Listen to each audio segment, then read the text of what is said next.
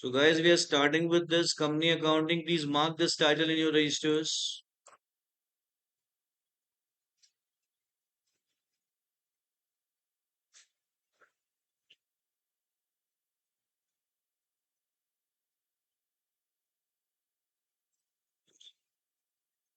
Now, guys, you all understand what a company is, right? You must have learned it in.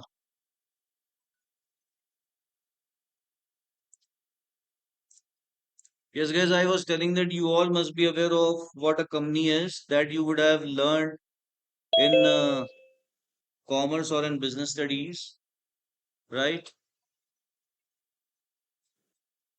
A company form of business is the one in which we may have numerous say shareholders, that is numerous partners. There is no limit on number of owners in case of a company. It can be infinite. And in India, for every company to operate, even though it is a foreign company, registration of the company under the Companies Act 2013 is mandatory. You can have your partnership business without any registration, but to start a company, to run a company in India, you must have registration of your company, which is known as incorporation of companies. The corporate form of business is actually company. When we say that I would be working 5 years, 10 years down the line with in the corporate world, right? Either will have my own business there or will work for others' business. It means actually you are talking about companies. It's not partnership, it's not proprietorship business. You also must be knowing that there are three types of or three different forms of businesses only in India. If you want to start a profit motive business, where you are saying that, okay, I have come to the business, I'm commencing this business for profits. So there are only three legal forms. One is proprietorship business, second is partnership, and third is company. There is no other fourth form in India, guys. Am I clear? Since in case of companies, there may be numerous owners which are known as shareholders. In case of companies, capital is very large, and company form of businesses we needed actually, or every country needs for industrialization. If you want to start a large scale business, if you want to start a heavy industry where in that business you actually manufacture those machines which are used by other producers for their own production, then you require a huge setup, and for that you require a huge amount of capital. And that is possible only when you start a company. In partnership, we know that there is a limit of maximum number of partners, which is 50. Even though every partner brings rupees 1 crore, then also only 50 crores would be there. But if you want to start a car manufacturing company or a machinery manufacturing company or a power generation company, then you require capital in crores. 400, 300 crores are very lesser, even for such companies, for such businesses. And that is why every economy needs companies, because company form of business only can arrange a large amount of capital with which you can have a large setup of your business, and through which only you can give employment to many. I hope you all have understood this, guys. It's neither proprietorship nor partnership businesses that can give employment to people of countries like India where there is lot of population. It's only company form of business where large scale production takes place, for which we require huge number of people. I hope you all have got this. Right, Anish and Mansha and those who are sitting here. Yes, sir. Now, Yes, since sir. uh, now since for companies registration, that is incorporation, is mandatory. Without registration of your company, you cannot commence the business of your company. You cannot commence operations of your company. And the reason for registration is why registration is mandatory, because in a company there is interest of many numerous shareholders. Let's say I start a company with a capital of rupees 400 crores. Obviously, I will not have 400 crores with me alone. For that, what I do is that I go to public and ask them that to invest in my company by purchasing shares of my company. Right? I somehow win their confidence and they all invest in my company, and this is how now the total capital of my company is 400 crores. Right? Now the number of shareholders in the company, or the number of investors from whom I raised 400 crores, they are, let's say, 1,20,000. All these 1,20,000, including me, cannot run the company. If everyone uses their own brain, we can never reach a decision. So how companies are managed? They are managed by a board of directors where there are only 10, 12 people.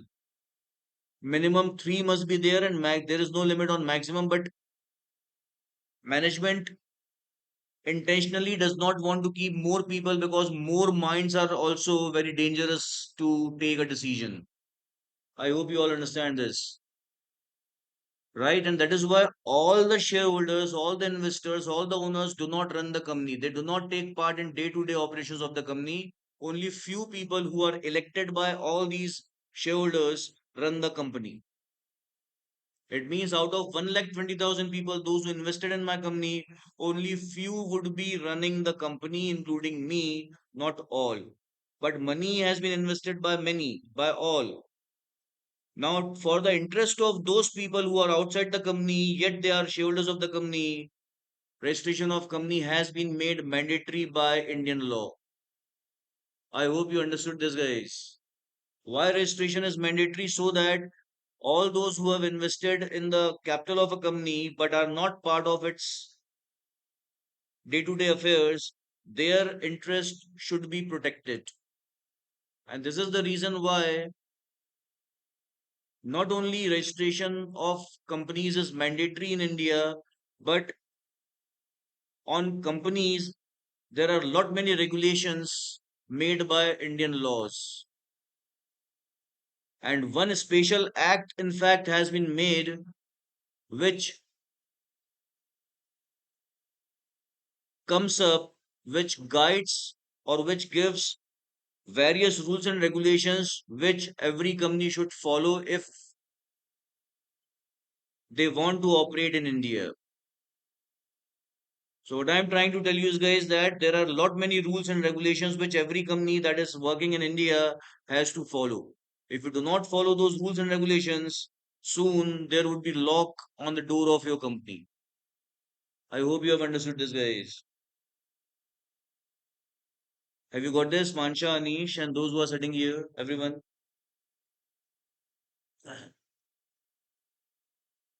Mansha, Anish, I asked you something. Have you got this or not? Yes, sir. Mansha, are you there in the class? Yes, sir. Okay, guys, anyone, do you have any doubt? What should I explain so far? Anything?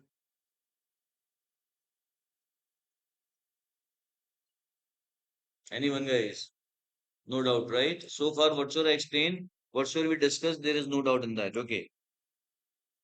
Now, guys, the act that we have as of now prevailing to regulate affairs of a company is the Companies Act 2013. Earlier, we had the Companies Act 1956, which was just brought immediately after our independence. But that act has been amended, and now we have new act in place known as the Companies Act 2013. Right? That act, as I said, has various rules and regulations. In fact, numerous rules and regulations which every company has to adhere with. Right? The Companies Act 2013 itself has mandated for companies to maintain their books of accounts in a specific way, and also to prepare its financial statements, that is statement of profit and loss, balance sheet and cash flow statement in a very specific way. And that is what I will teach you today, guys. I hope you all have got this. Yes or no?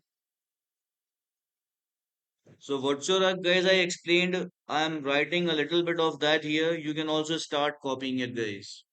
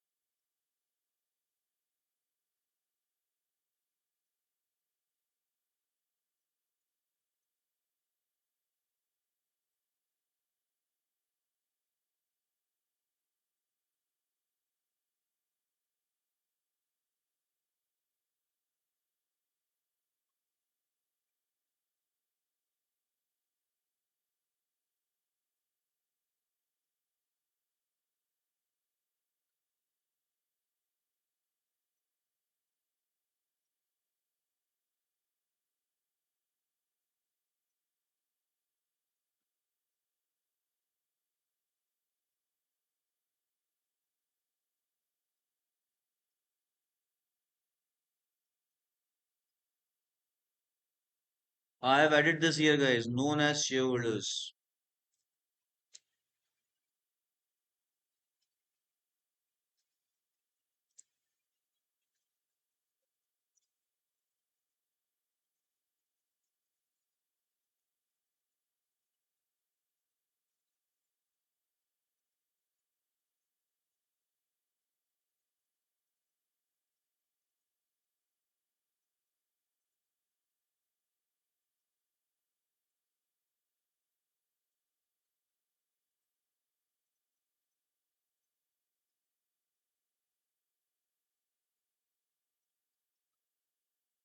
A company technically is called a joint stock company as there is interest of many, that is large number of shareholders or investors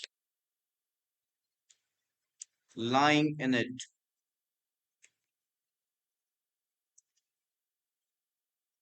All the shareholders do not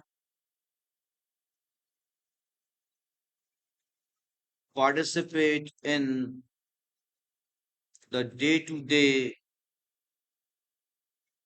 affairs of their company, but the company is run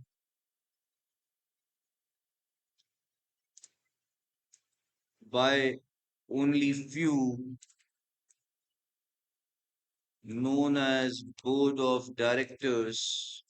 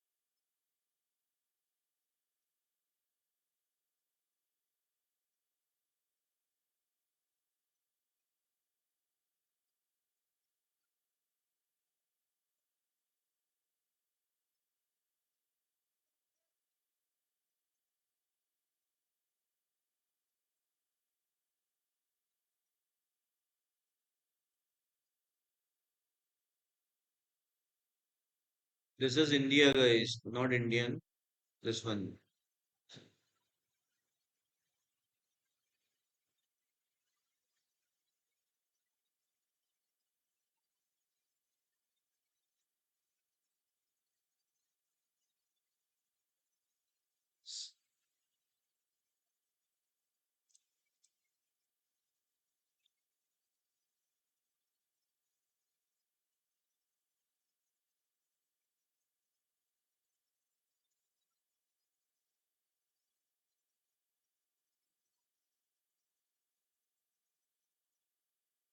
This remains, guys, remains outside the company.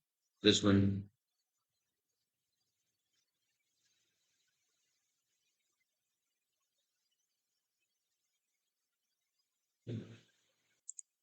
So, guys, actually, the name of the chapter that we have to start with is financial statements of companies.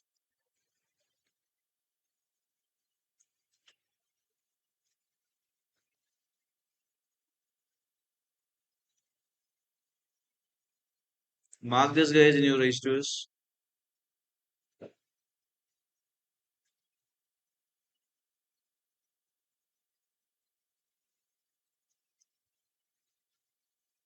Starting with balance sheet of a company, I will also take you through statement of profit and loss made by companies.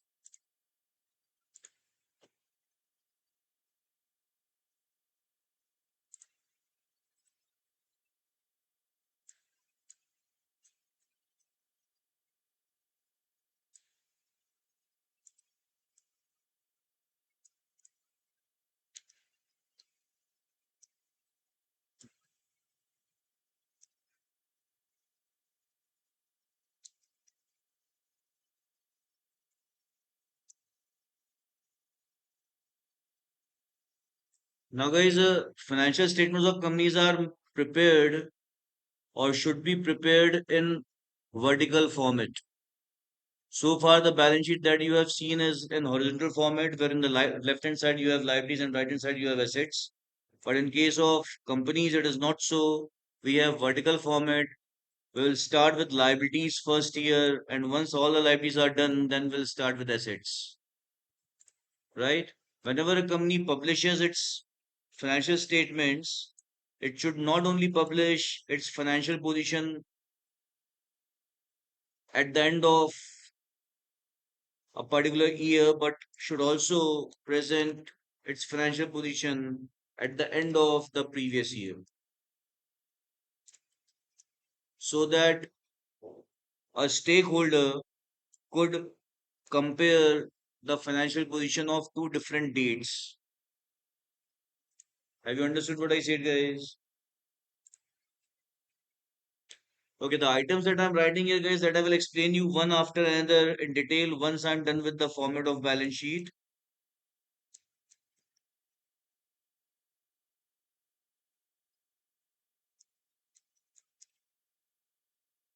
This is the title, equity and liability. So this we are starting actually with the liability side of a balance sheet. Here, the first item that we have is shareholders' funds.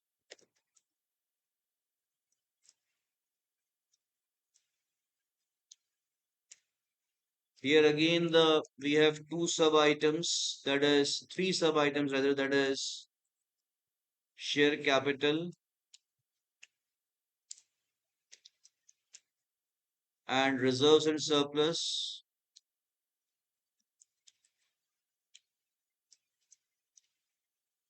The third item is share warrants.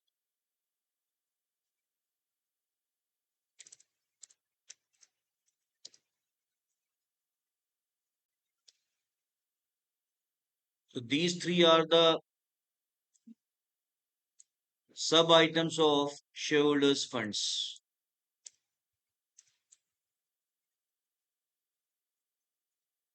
Then second item that we have here is share application money pending allotment. So these two are about capital or owners funds, which are also known as shareholders funds. right? And that is what is equity. What I'm trying to explain you guys is that total liabilities of a company are divided into two parts. One is liability towards its owners, which is known as equity. That is this one. And other liabilities, which is towards outsiders. So when we say equity, it is the liability of a company towards its shareholders. And that is also called shareholders' funds, which includes share capital, reserves and surplus, and share warrants. And then we have external liabilities. So this is internal liability, that is shareholders' funds. And now we will start with external liabilities. In between these two, we have one item, that is share application money pending allotment. What is this? We will see it when we will see the chapter issue of shares, right? So now from here we are starting with external liabilities. All the external liabilities of a company are divided into two parts, or divided into two broadly. One is non-current liabilities, another is current liabilities. So our fourth item here is current liabilities. Now non-current liabilities again have four parts. One is long-term borrowings. Second one is deferred tax liability.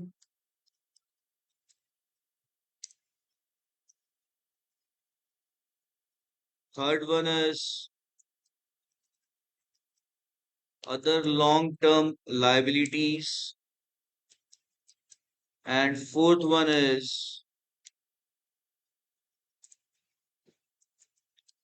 long-term provisions.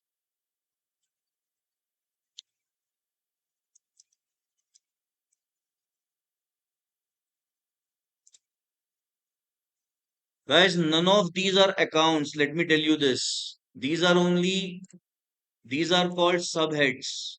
And this is called head. Now, under each of these subheads, you will have various accounts. Accounts means the one that we maintain in ledger. So long-term borrowings is not an account, guys.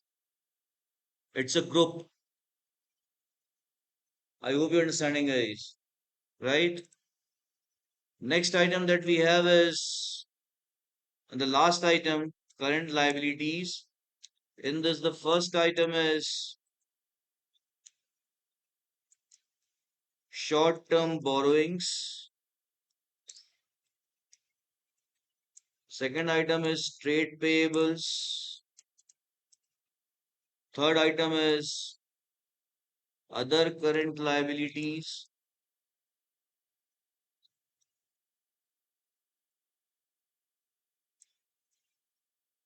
Fourth item is short-term provisions. This is how, guys, our liability side is done. As I said, guys,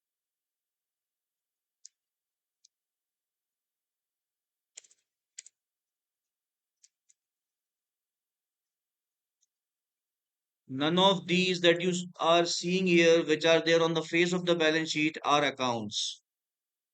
None of them are accounts, guys. They are only groups. For example, under short-term borrowings, there may be borrowings from two different banks. A company may borrow, usually company does so, they borrow from different banks. So under short-term borrowings, there may be loan account with Axis Bank, and there may be loan account with State Bank of India. But those two accounts separately we do not show here on the face of balance sheet. Rather, for them we make a list which is attached with the balance sheet. And that list is actually called note number. Are you understanding my point, guys, or not? I'm asking all. So here, guys, parallel to this, here in this column, we will show total short-term borrowings. Let's say total short-term borrowings is 1,20,000.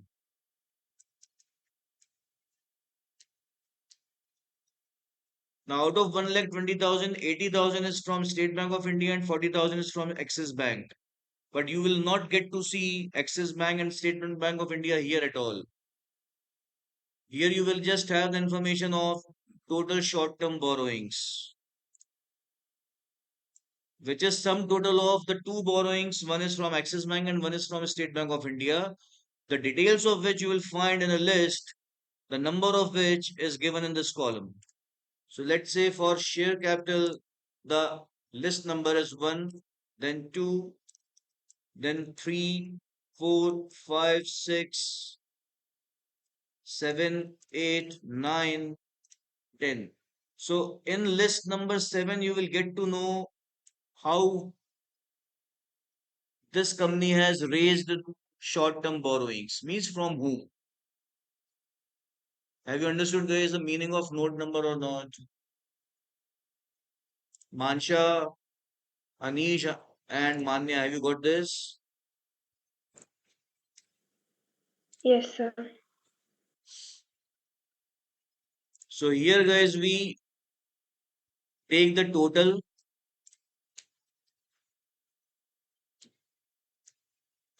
of balance sheet, that is total of liability side here as at 31st March 2023 and total of liability side as at 31st March 2022. And now our asset side starts here, which is item number 2. Item number 1 was equity and liabilities and item number 2 is assets.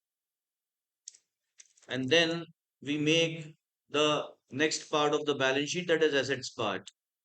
At the end of this again we have its total.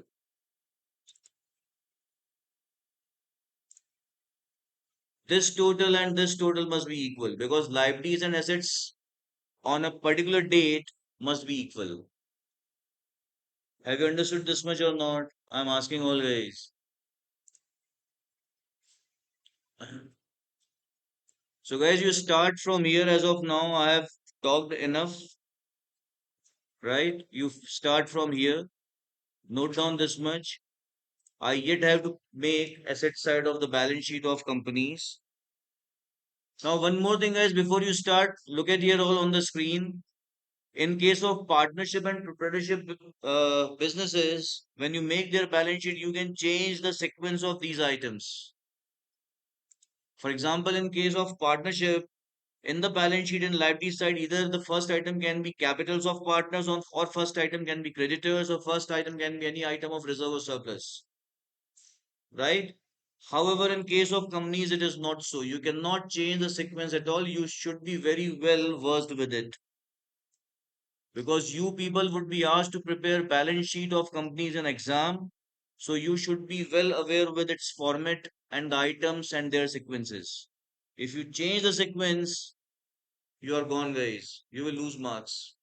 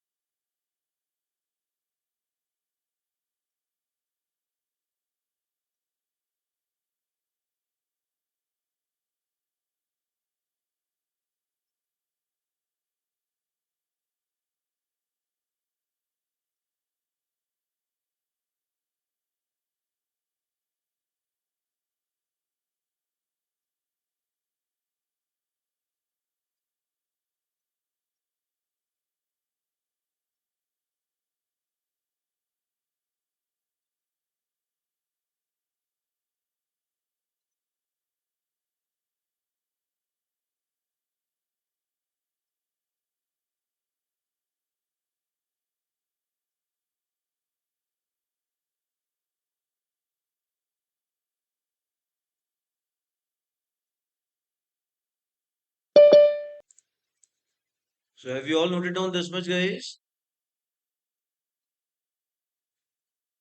Anish, Yes, Manya, sir. and Mansha. Yes, sir. Guys, let me continue with assets.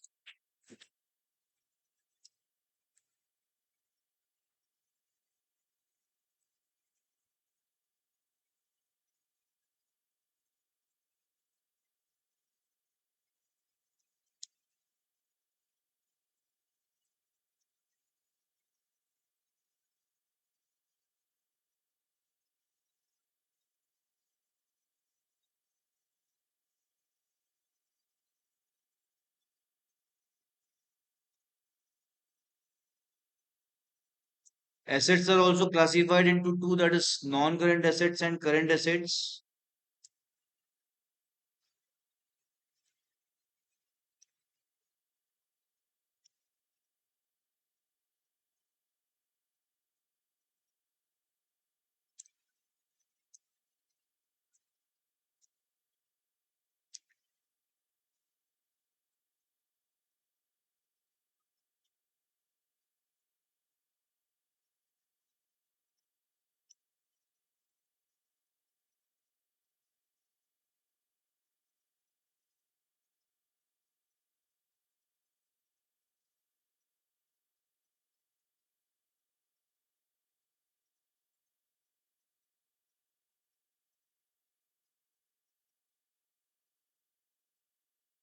You can start noting down assets part also, guys.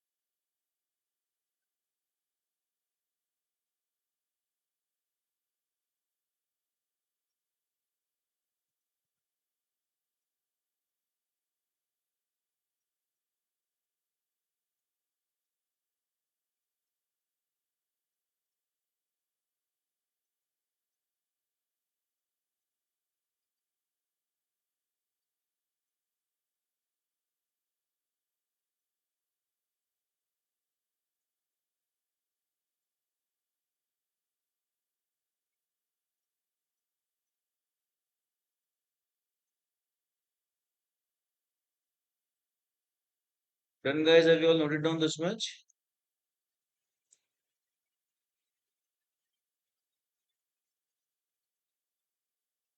Manya, Anish, Mancha, are you done with this? Yes, sir. Yes, sir. So, guys, here we will have total of assets for the at the end of the current year and here at the end of the previous year, immediate previous year, right?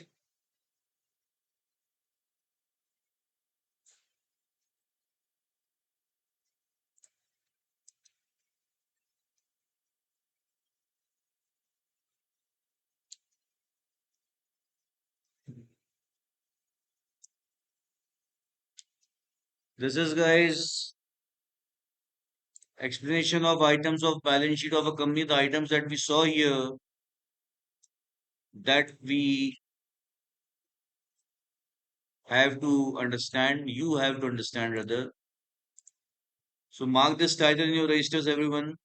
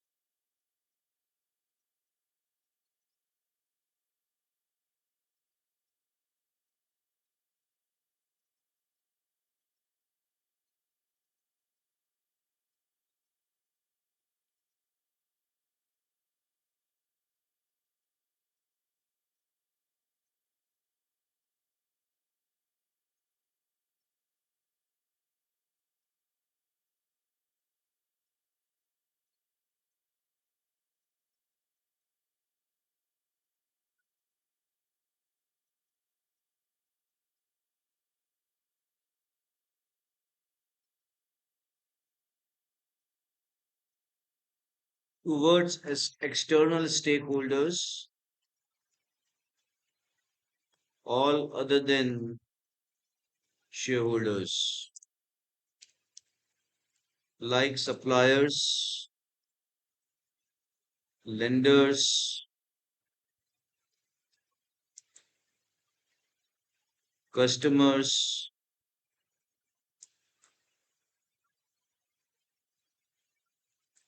government departments,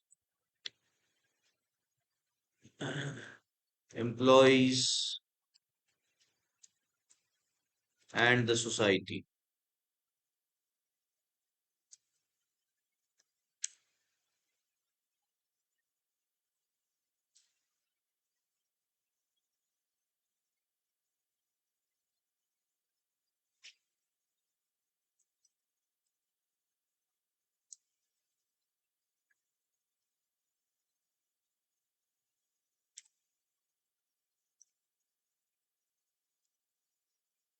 Now the next item under equity and liabilities, the first item is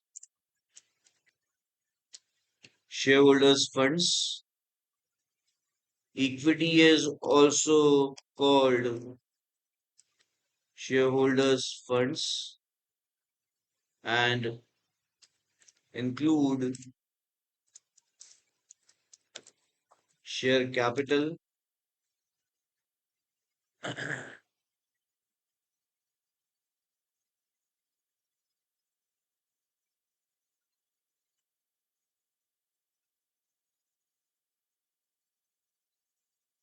so guys, from share capital, we will continue in our next class. Note down this much only, and this all I have already explained you guys. From here, we will continue in our next class. If you have any question out of it, guys, you can ask. Otherwise, complete it and leave the class.